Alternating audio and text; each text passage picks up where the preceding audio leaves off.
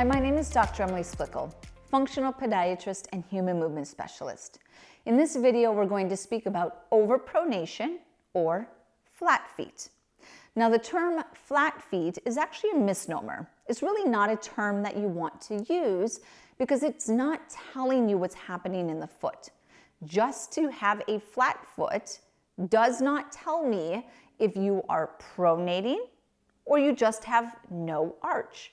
And oftentimes if you say, do you have an arch, a high arch, a low arch, a lot of people don't even know what they're referencing. So we want to be using the term over-pronation, neutral, or you'll see in another video how we reference over-supination. Now in the case of over-pronation, this is a overly unlocked foot. It's overly mobile. This is typically happening in the rear foot, and it will involve a collapsing inward of the foot.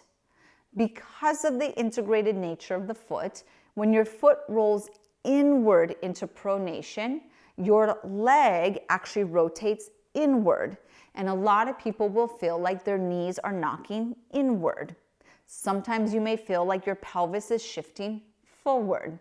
What I'm referencing is what's called a lower crossed syndrome, or essentially how a over-pronated foot can affect higher into the body.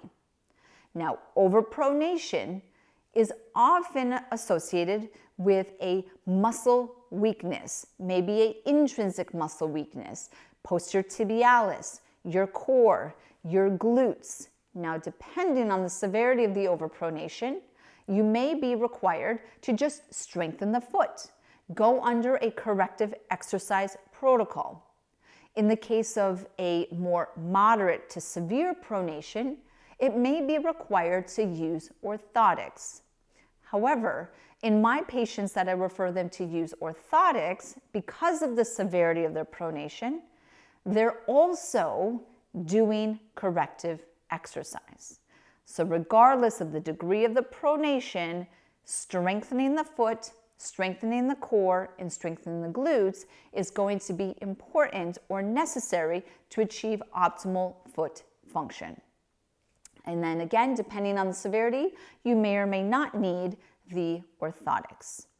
Some of the injury risk that we see in an over-pronated foot could be increased risk of plantar fasciitis, post-tib tendinitis, bunion formation, medial knee pain, IT band syndrome, lower back pain, SI joint pain, issues with delayed core stability and glute activation. So you can see that the effects are profound when you have an unstable foundation or unstable foot. I encourage you to check out my videos on how to strengthen your feet through short foot exercises and additional core and glute strengthening. If you are looking for a functional foot assessment, I encourage you to check out dremilysplichal.com.